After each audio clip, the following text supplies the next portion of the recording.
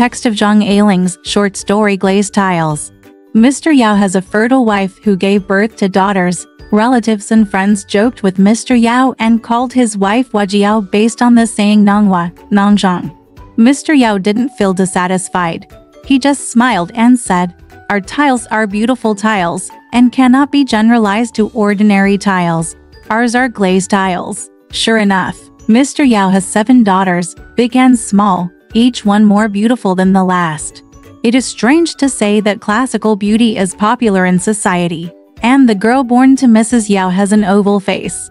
The oval face is out of fashion, replaced by the pretty oval face. Mrs. Yao's new child has an oval face. Westerners' admiration for big eyes and long eyelashes was introduced to China, and Mrs. Yao translated it with faithful and fluent translation without any distortion. Model beauties from the Yao family are never in danger of falling behind. It follows the trend step by step and meets the needs of the times. It is really beautiful and loved by heaven and man. Daughters are tired of the family and lose money, but beautiful daughters are never like this. Mr. Yao understands the truth very well, but if he is asked to rely on his daughter for food, he is not that kind of person. Of course, Mr. Yao does not have much money. His ancestors left some real estate behind, so he worked as the director of the advertising department in a printing office, and his salary was only enough to supplement part of the family income. Supporting this big family is not an easy task. However, Mr. Yao is not always eager to shirk responsibility for his daughter-in-law. He had very careful plans for their future. He married his first daughter, Zhang Sheng, to the only son of the major shareholder of the printing house. Zhang Sheng was not very satisfied with this marriage. She has been studying in college for 2 years and has a wide circle of friends. Although there is no one she likes wholeheartedly, there are many possibilities. Even if the choice you make and the choice your parents make are about the same, they will always choose you more favorably. Moreover, the person Mr. Yao found for her not only had never studied abroad, but was in a lower class than her at school. She expressed strong opposition to Mr. Yao after Mr. Yao repeatedly urged her. Her lips were dry and her tongue was burning. She patted her chest and said, "If you have any trouble in the future, just come to me," Zhang Sheng said. The other party had met many times and felt that there was nothing to fault, so he had no choice but to reluctantly agree. Mr. Yao complied with her request, and everything was done according to the latest methods. Instead of buying a dowry for her, he discounted the money into cash. Since the other party was such a wealthy family and couldn't spend any less, Mr. Yao couldn't care less about the 30,000 yuan. The wedding rings, clothes, and furniture of the new house were all personally chosen by Zhang Sheng and her fiancé. It was published in the newspaper, but it is a colorful 46 article carefully written by Mr. Yao. Due to space limitations, he could not speak freely, so he published a separate article. Yao Yuanfu is the eldest daughter of the Yingxiang family in Gishan, and he is here to inform his relatives and friends. Qi Kui thought he was instigating and was afraid that his classmates would laugh if they saw it. Zhang Sheng advised, "Just let him go. No one under the age of 80 will pay attention to his tricks." But it is a colorful 46 article carefully written by Mr. Yao. Due to space limitations, he could not speak freely, so he published a separate article. Yao Yuanfu's eldest daughter came to the Yingxiang family in Gishan to inform relatives and friends. Qi Kui thought he was instigating and was afraid that his classmates would laugh if they saw it. Zhang Sheng advised, "Just let him go. No one under the age of 80 will pay attention to his tricks." After San Chao returned home, he took off his green fox coat humbly and wore a gold satin short-sleeve cheongsam underneath. The figure is like a gardenia in a golden vase. She has a pale oval face, although she has single eyelids and the eyeballs are slightly swollen. But she has beautiful blue eyes. The couple kowtowed to Mr. Yao and Mrs. Yao. Mr. Yao and Mrs. Yao quickly supported him. After saying a few words, the servant came to ask for lunch. At the banquet, Mrs. Yao was busy serving the dishes and said solemnly, "Mom, leave him alone. He has a very weird temper and he doesn't like to eat shark fins." Mrs. Yao said, "Then this duck." Zhang Sheng said, "Duck. It doesn't matter to him if it's braised in brown sauce. Zhang Sheng stood up and served the dishes to his sisters. Mr. Yao said, "You can eat it yourself. Don't waste it on others." Zhang Zheng picked up a shrimp for himself. On the way, Qi Kui stretched out his chopsticks and stopped him. He took it from her chopsticks. The chopsticks met the chopsticks, and the two of them looked at each other and smiled. I was stunned for a while. Zhang Zheng blushed and complained softly, "Robbing me for no reason." Qi Kui smiled and said, "Do I think you are just picking up food for me?" Mr. Yao couldn't help but smile brightly when he saw their inseparable situation. He just pushed his wife with his arm and said, "Look at this childishness, look at this childishness." According to old rules, the new couple returns home and cannot stay until after the sun goes down. Qi Kui and Zhang Sheng had a lively chat at Yao's house, so they didn't care about it and played until 10 o'clock in the night before leaving. The two of them took a tricycle. It was late in the year, and the quiet area in the French concession looked especially clean because of the cold. On a silver blue night with thick frost and thin moon, only one or two shops were lit with strong electric lights, and piles of yellow soap were piled up in the bright glass windows, like a fortress made of gold bricks in a fairy tale. Qi Kui drank a few too many glasses of wine and got tired. He crossed his fingers and put them on Zhang Zheng's shoulders. He put his chin on his back and said leisurely, "Your father and mother really don't treat me like elders." As soon as he spoke, hot air blew under Zhang Zheng's ears, tickling her a little. She tilted her head with a smile and did not answer. Qi Kui added, "Zhang Sheng, some people say that your father married you into my family for the sake of his career development." Zhang Sheng asked in surprise. "What are these words?" Qi Kui hurriedly said. "I didn't say those words," Zhang Sheng said. "Where did you hear that?" Qi Kui said. "Tell me first." Zhang Sheng said angrily. "What can I tell you? Even if my father is an old fool, I am not so confused. My father's career is a temporary matter, but mine is a lifelong matter. I will fight for his bright future, sacrifice myself." Qi Kui rested his head on her shoulder, and she pushed him away and said loudly, "Do you want me to die and let him give me as a gift? You look down on me too much." Qi Kui smiled and said, "I dare not look down on you. I thought you were a filial daughter." He spat loudly. "Although my family is unlucky, there is no need for me to sell myself to bury my father for the time being." Qi Kui quickly covered her mouth and said, "Stop shouting. The cold wind will go into your stomach and be careful to catch a cold." Zhang Sheng turned his back and said with a chuckle, "Tell me not to shout." "But you don't need to shout yourself." Qi Kui came over again and asked, "So, why did you get married?" Zhang Sheng said with hatred, "Up to now, you still don't know who you are coming and going for." Qi Kui said softly, "For me." Zhang Sheng just avoided him and got half of his body out of the car, with his head tilted back. His curly hair was blown wildly by the wind and almost got caught in the wheels. Qi Kui stretched out his hand to hold her hair and said, "Dirty it carefully." Zhang Zheng shook her hair violently, and the ends of her hair went straight into his eyes, saying, "I want you to take care of it." Qi Kui snorted, rubbed his eyes, and still leaned forward, taking off his gloves to trim her hair. After thinking about it for a while, he put his hand inside the fur coat and put it on the back of her neck. Zhang Sheng shouted, "No, no, it's cold," Qi Kui said. "Give me some heat." After shaking for a while, it became quiet. Qi Kui slowly moved his hands forward, clasped her throat with both hands, and gently stroked her chin. Zhang Sheng just didn't move. Qi Kui hugged her this way, and she leaned against him. After a long time, Zhang Sheng asked, "You still don't believe me?" Qi Kui said, "I don't believe it."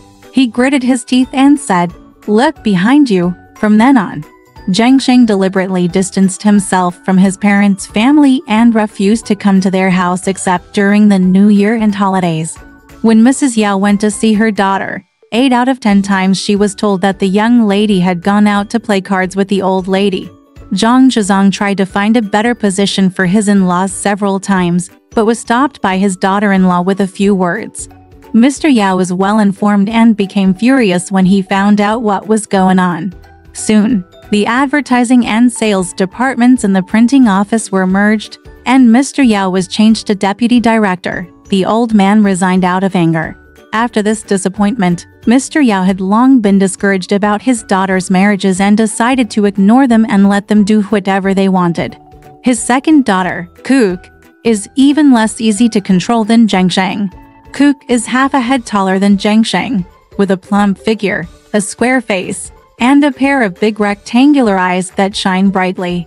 There is a bit of ruggedness in her beauty. Mr. Yao knew that he would never be able to control her, so he planned to take advantage of the situation and make her take the right path. This is also a lot of hard work as a parent. He, who has always opposed women's careers, actually recommended Kook to be a female secretary in a large organization. There, except for her immediate boss, who was a minor dignitary, the rest were all young newcomers. Although Kook's vision is high among such talents, it is not difficult to pick out a son-in-law who can ride on the dragon. The choice is her own, however. Kook failed to live up to his expectations and chose Wang Junye, a third-class secretary. The two were very close. At this time when the standard of living is extremely high, just casually sitting in a cafe and dance hall can make a lot of money. Wang Junye was a salary earner, so he couldn't take her out every day, so he often visited her at home. Mr. Yao didn't know the details at first and treated him quite politely. Once you find out something about it, you can't help but make sarcastic remarks and don't give him a good look. Wang Junye, on the other hand, always kept a low profile and flattered Mr. Yao. That night, he followed Mr. Yao's tone and talked about the recent decline in his writing style. Kook smiled and said, "My eldest sister is getting married, and my father made a notice in parallel prose. Have you read it? I'll go find it and show it to you." Wang Junye said, "I am about to read my old man's masterpiece." Mr. Yao shook his head and said, "Forget it. Forget it. There are many typos in the newspaper. You may not be able to understand it." Wang Junye said, "That's because the typesetters and proofreaders are too ignorant. The average person today has too little understanding of pure beautiful writing." Kook stood up and said, "It's in the pile of old newspapers next door. I'll look for it." As soon as she went out, Wang Junye followed her out. Mr. Yao picked up the Yixing purple clay teapot and took 2 sips of tea from the spout. Thinking back to that article, I couldn't help but nod my head and start reciting it mentally. He stood up, holding the warm teapot with one hand, and put his other hand on his mouth, caressing it leisurely, like a farmer holding a chicken. Wearing a lake-colored mature mandarin coat and dragging his iron gray fringed trousers, he staggered around the room several times, humming in a low voice. I got to the end of it, but I couldn't remember 2 sentences clearly. He took a sip of tea, put down the teapot, and walked to the dining room next door. On the other hand, he asked loudly, "Have you found it? It's from December." Before he could finish his sentence, he could only hear the sound of wood banging next door. One person ran away, the other chased, and everyone burst into laughter. At this time, Mr. Yao couldn't go in because he was afraid of seeing someone who didn't look good. "I was so anxious that I just slapped the wall with my hands. It seems to have gained a foothold over there," Wang Junye complained. "What kind of lip balm did you put on?" "It's bitter," Kook smiled and said. "It's spice. I chose this rouge specially for people like you. The more bitter, the more effective it is." Wang Junye said, "A little bit of pain scares me away." As he said that, he heard a loud noise, like a newspaper roll hitting someone. Mr. Yao had no choice but to call his youngest daughter Sei over and give her a few instructions. Sei pushed the door open and went in. He saw Wang Junye standing in front of the window with his hands behind his back, facing out. Old newspapers flew all over the floor, and Kook squatted on the ground to clean them up. His mouth was oily with apricot yellow rouge, and his cheeks were also smeared. She was wearing a single robe of milky white ice-patterned crepe, which clung to her body like a film of milk. And her shoulders were also stained with a little rouge. "Second sister, Mom asked you to go upstairs to find the key to the chest of drawers for her," she said quietly. Kook went upstairs without saying a word. Once she left, Mrs. Yao would not let her down. Kook smiled and said, "Why are you so anxious? I don't plan to marry someone named Wang. I am joking when I am happy. People outside will know about the trouble caused by letting you ring bells and drums. So don't blame me." Mr. Yao also came up at this time and sneered, "Oh, It turns out it's still our fault. Kook turned her face and said to him, No, no, no. It's my fault. It doesn't matter if I'm just having fun. I shouldn't have chosen the wrong playmate. If I was playing with my boss, that would be a different story. Mr. Yao said, Even if you accompany me, the emperor, I will scold you. Kook shrugged and said with a smile, If you scold, you will scold. If you are happy, you will be happy. And if you get rich, you will become rich. If I become prosperous, you will become relatives of the emperor. If I mess up, it will be my own inferiority and ruin of your innocent family. Fang, you scold me more than anyone else. Do you think I can't understand your twisted heart? Mr. Yao was so angry that he became half limp and fell down on a wicker chair. He grabbed his wife and said tremblingly, Madam, look at you giving birth to such a thing. You don't care about her. Mrs. Yao grabbed Kook and said, Look, you made your father so angry. Kook smiled and said, I just won't allow Xiao Wang to come to your door from now on. Otherwise, I won't make Dad angry. Mrs. Yao said, This sounds like words. Kook went on to say, Anyway, when we are outside, we still play the same way. If we are embarrassed, we just leave them outside and don't do anything to me. Mr. Yao shouted, How dare you go out? Kook walked behind him, lightly scratched the root of his ear with the tip of her bright red fingernail, and said with a smile, Dad, just stop minding my business. Don't let people talk about you using your daughter to fawn over again. Man, another thing to say. These two words and went straight into Mr. Yao's heart. His face flashed, and he couldn't speak for a moment. He watched Kook glance at the mirror, comb his hair, take out a coat, and go downstairs. From that day on, Wang Junye really didn't come to Yao's house. But people often told Mr. Yao that they saw the second lady holding hands with Wang Junye in the cafe and sitting there for several hours. Mr. Yao's popularity has always been good. Everyone knows that he is a gentleman who observes etiquette.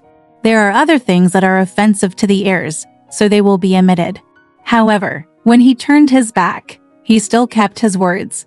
At this point, even if Kook insisted not to marry Wang Junye, Mr. Yao had to force her to marry Wang Junye for the future reputation of her 5 sisters.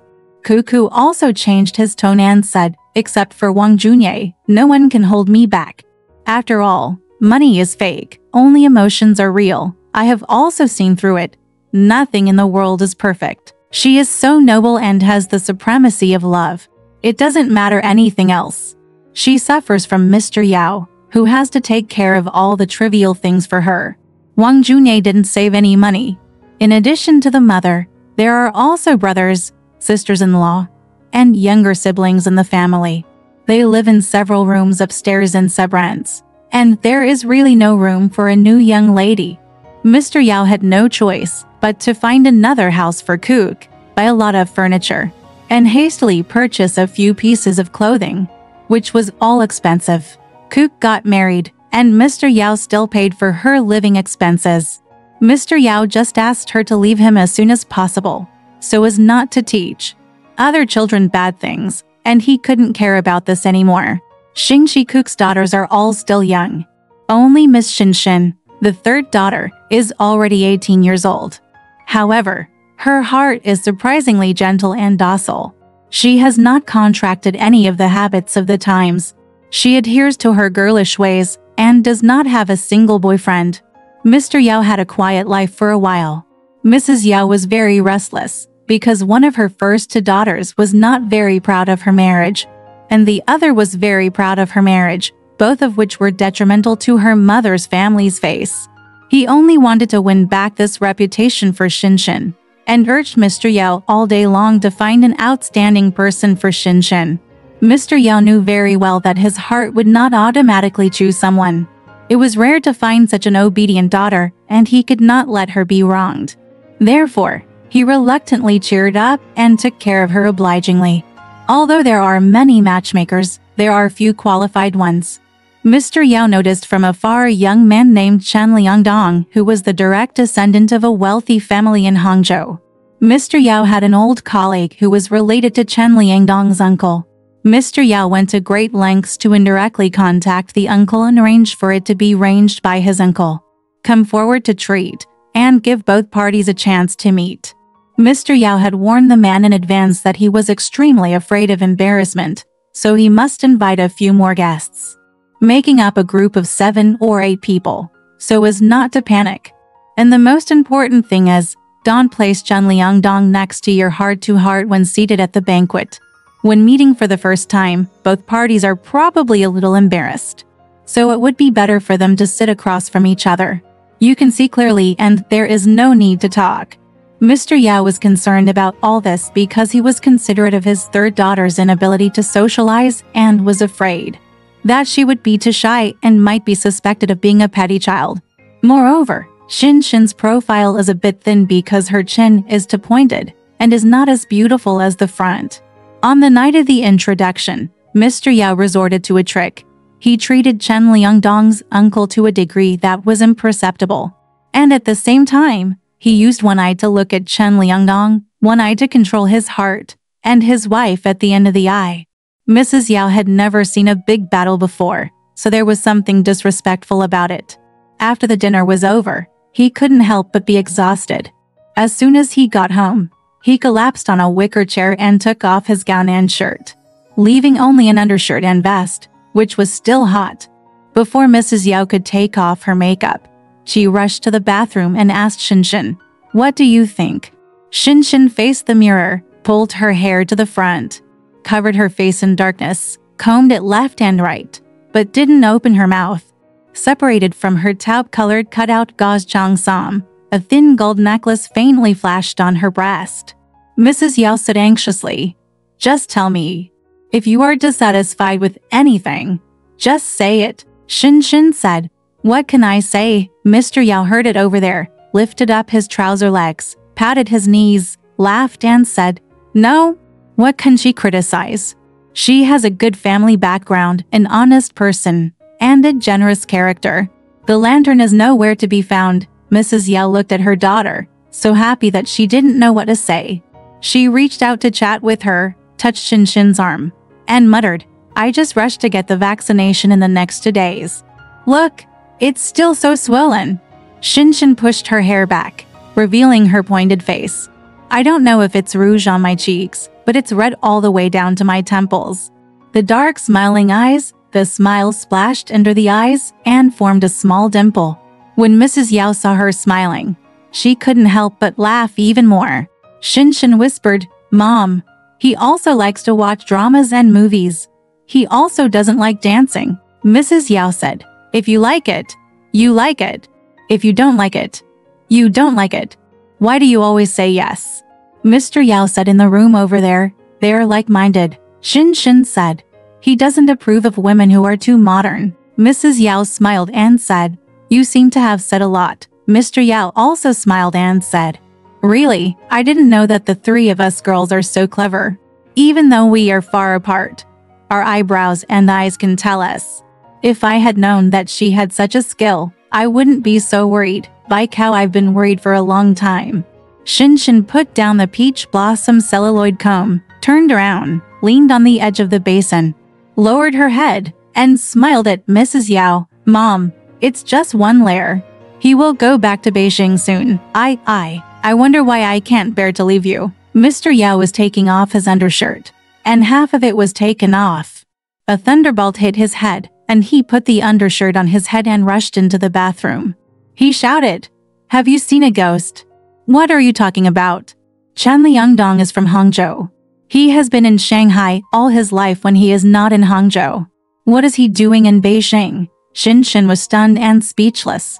Mr. Yao revealed a pair of eyes from the collar of his sweatshirt, stared at his daughter brightly, and asked, "Are you talking about the person named Chen sitting opposite you?" Shinshin covered her throat with both hands and replied in a rustling voice, "The surname is Chen, but he sits next to me." Mr. Yao spat at her with all his strength, not wanting to spit all on his undershirt. His throat was also scratched, and he said, "That's Cheng Husen. The person I introduced to you is Chen Liangdong, Erdong Chen." What a shameless thing, wishful thinking, and actually made a reservation in Beijing. "I can't bear to get up. I'm ashamed for you, Quo," seeing that his neck was purple with anger. Mrs. Yao was afraid that he would hit someone, so she quickly pushed him out. He walked out and kicked the door. The door slammed shut with a bang, which made his heart tremble, and he began to cry. Mrs. Yao hurriedly patted and coaxed her, and then said, "It's common for you to admit the wrong person. It's all your father's fault for not understanding what he said. Just punish him with a treat. He should have invited him back once. We don't want any outsiders this time. That's it." A few of our family members and the Chen family themselves. Mr. Yao heard clearly from the next door and felt that this was reasonable. He was indeed a little reckless. "Because I came back again, I couldn't push the bathroom door open," as if I was sobbing and crying with my heart on the door. He took a detour through another door. His undershirt had been torn off his head, but it still hung around his neck like a hula wreath. He said sternly to Shinshin, "Stop crying. It's time to rest. I will repay them tomorrow and say that you are willing to go one step further and become friends. Tomorrow and the day after tomorrow I invite everyone to watch a movie and have dinner, and it will be considered as an invitation in return. As for their young master, I think there's absolutely no problem." Shinshin cried louder and louder, and simply shouted, "You haven't tricked me enough. I am just a stupid person. I can't stand it anymore." Mr. Yao and Mrs. Yao looked at each other. Mrs. Yao said, maybe she didn't see Chen Liangdong's appearance clearly and was worried. Shinshin kicked her foot and said, "I didn't see clearly, but that's good. That person has a round head like a coconut. His hair is combed back, and the front is his face, and his hair is combed forward, and his face is the back. There is no difference." Mr. Yao pointed at her and scolded, "People don't rely on their face to make a living. No matter how uglier they are, they still have face no matter where they go. Don't think that just because you have more regular features, you have the right to find fault with others. Your eldest sister is living a tidy life in vain. If I hadn't arranged the arrangements for her, she might have married into a certain family. Your second sister is a role model." Shinshin grabbed the copper hook on the door for hanging clothes with both hands and hung all her weight on it, just wailing and crying. "The pink gauze shirt on my back was soaked with sweat, and I had rubbed it against the door until it became wrinkled." Mrs. Yao gave Mr. Yao a tuck and whispered, "She looks like this because of Chang Husen." Mr. Yao gritted his teeth and said, "If you marry her to Chang Husen, if you give me more daughters in the future, I will drown each one you raise." Or is the countryman's method the most thorough? Chang Husen dragged Mr. Yao's acquaintances to visit him several times, and made countless excuses to get close to the Yao family, but Mr. Yao blocked them all. Shinshin was always sick and looked very ugly. Unexpectedly, Mr. Yao got in front of her and fell ill first. The diagnosis of traditional Chinese medicine is that depression and anger damage the liver. On this day, he was feeling groggy due to fever. When he opened his eyes, he saw a woman with a disheveled hair, wearing a bright red dress, sitting on the edge of his bed. He stared at her, his ears buzzing. He floated up in waves, and he almost fainted. Mrs. Yao shouted, "Why don't you even recognize Zhang Sheng?" He took a closer look and saw that it was not Zhang Sheng. Her permed and curly hair, which had not been combed for many days, was knotted on her head like a tattered straw mat. The collar was open, the buttons on the placket were not fastened tightly, and a red woolen sweater was randomly covered on top. He held his face in his hands and cried, "Dad, Dad, Dad, you have to make the decision for me. If you let go if you go, why don't you call me?" Mrs. Yao stood in front of the bed. After hearing this, she couldn't help but get angry and cursed. "How old are you? How can you open your mouth without any obstruction at all? Even if we don't mind it, you can't just curse your father to death." Zhang Sheng said, "Mom, you don't see how anxious I am. Yet you still pick on me. There was someone outside Kikui and he wouldn't go home all day long. His whole family worked together to bully me. Where can I go to complain about this injustice?" Mrs. Yao sneered and said, "So you remembered that your mother's family is here at this time? I just thought that the birds flew to the prosperous places and climbed up the high branches, so they left us behind." Zhang Sheng said, "What a tall branch and a short branch. It was you who sent me there anyway, and you tricked me to death." Mrs. Yao said, You have to be willing to send you there. Could it be that the cow was forced to press its head without drinking water? You knew what happened at the beginning. As long as you treat your father a little good, let alone him now. If you are not dead, even if you are dead, if you stop on the coffin board, I'm afraid he will sit up and step forward to mediate for you. Zheng Sheng said, tell me not to curse him. Who is cursing him? He burst into tears and threw himself on Mr. Yao and said, oh, Dad, you have to have 3 advantages and 2 disadvantages. I pity your miserable life. My daughter, where should I ask her to go? My affairs are all arranged by my father. I'm afraid that my father will not be able to let go of this idea. Mr. Yao listened to the mother and daughter bickering, and in his heart he only hated his wife for being useless and unable to argue. When I was about to insert my words into my mouth and utter a few harsh words, I was very weak, and it was very difficult. Angry, he turned over and fell asleep. Zheng Sheng rested his head on his lap, crying and nagging, insisting that Mr. Yao had said this at the beginning. If she married into the Zhang family, if anything went wrong, she could come to see her father, and he would be responsible for everything. Responsibility. Mr. Yao was so excited by her nagging that he finally fell asleep for an unknown amount of time. It was cold, like a child drowning in the bed. Asking Mrs. Yao where Zheng Sheng had gone, Mrs. Yao said, Kikui took her back. Fortunately, Mr. Yao's illness was supported by his strong body, and he gradually recovered, but his spirit was not as good as before. After getting sick, he discovered that his wife had gone to the movies with Shinshin and Chang Husen several times, and Chang Husen had also come to Yao's house for a casual meal. Mr. Yao didn't bother to inquire about the account. Let them go their own way. But the 4th daughter, Chiang Xian, and the smaller ones, Duanjuan, Susu, and Sesu, all gradually grew up. One was more beautiful than the other. Her wife's belly has grown again, and she must be a girl again. Relatives all said, well done. Mr. Yao will be celebrating his 50th birthday next year, and he will be blessed by one of the 8 immortals. But Mr. Yao was afraid that he would not be able to wait. He thought he didn't have long to live. October 1943. Alright, this part of the story ends here. Want to know what happened next? Let's listen to the breakdown next time.